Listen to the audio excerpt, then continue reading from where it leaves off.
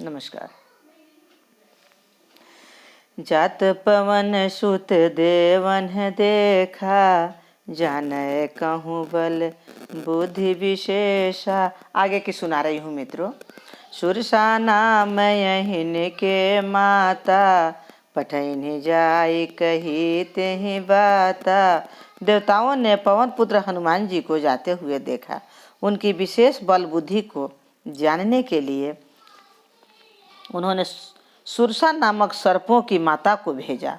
उसने आकर हनुमान जी से यह बात कही, आजु सुरन है मोहि दिन है यहारा, सुनत बचन कह पवन कुमारा, राम काजु करी फिरी मैं आवो, सीता कै सुधि प्रभु ही सुनावो। आज देवताओं ने मुझे भोजन दिया है। यह वचन सुनकर पवन कुमार हनुमान जी ने कहा, श्री राम जी का कार्य करके मैं लौट आऊं और सीता जी की खबर प्रभु को सुना दूं। तब द्रौपदन बैठी हऊ आई, सत्य कहूँ मोहि जानत माई, कौने हु जतन दे नहीं जाना, ग्रससि न मोहि कहेऊ हनुमाना। तब मैं आकर तुम्हारे मुंह में घुस जाऊंगा, तुम मुझे खा लेना। हे माता, मैं सत्य कहता हूँ, अभी मुझे जाने दे। जब किसी भी उपाय से उसने जाने नहीं दिया, तब हनुमान जी ने कहा, तो फिर मुझे खा ले।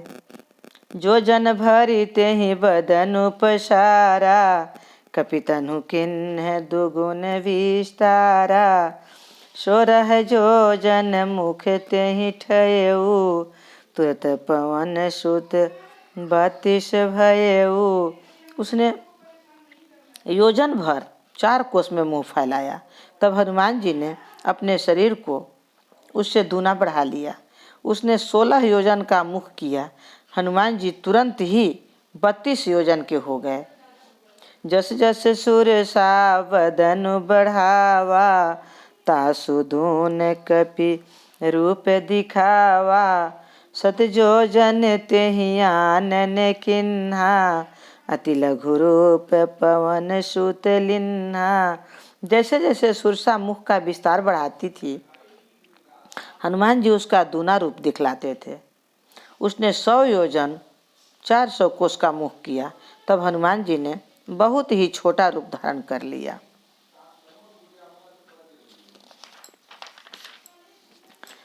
बदन पैठी पुनि बाहर आवा, विदा मांगिता ही सिर नावा, मोहि सुरन है जहि लागी पठावा, बुद्धि बल मरम तोर मैं पावा।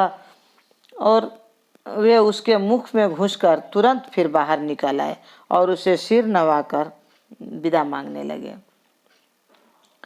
उसने कहा, मैंने तुम्हारे बुद्धि बल का भेद पा लिया, जिसके लिए देवताओं ने मुझे भेजा था। राम काज सब करी हूँ, तुम बल बुद्धि निधान, आशीष देई गई सो हरषि चलो हनुमान, सियावर रामचंद्र की जय। प्रेम से बोलो हनुमान की जय। तुम श्री रामचंद्र जी का कार्य करोगे, क्योंकि तुम बल बुद्धि के भंडार हो। यह आशीर्वाद देकर वह चली गई। तब हनुमान जी हर्षित होकर चले। निशिचर एक सिंधु महु रहई, करी माया न भूखे खग गहई, जीव जंतु जे गगन उड़ाही, जल बिलो की तिन्ह कई परिछाई। समुद्र में एक राक्षसी रहती थी। वह माया करके आकाश में उड़ते हुए पंछियों को पकड़ लेती थी। आकाश में जो जीव जंतु उड़ा करते थे, वह जल में उनकी परछाई देखकर गहई छाह सक सोन उड़ाई, यही विधि सदा गगन चर खाई, सोई छल हनुमान कह किन्हा, तासु कपटु कपि तुरत ही चिन्हा। उस परछाई पकड़ लेती थी, उसने जो उड़ नहीं सकते थे वह जल में गिर पड़ते थे। इस प्रकार वह सदा आकाश में उड़ने वाले जीवों को खाया करती थी। उसने वही छल हनुमान जी के साथ किया। हनुमान जी ने तुरंत ही उसका कपट को पहचान लिया।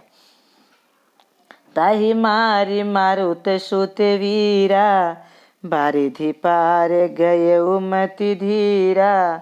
तहाँ जाई देखी बन शोभा, गुंजत चंच रीक मधुलोभा।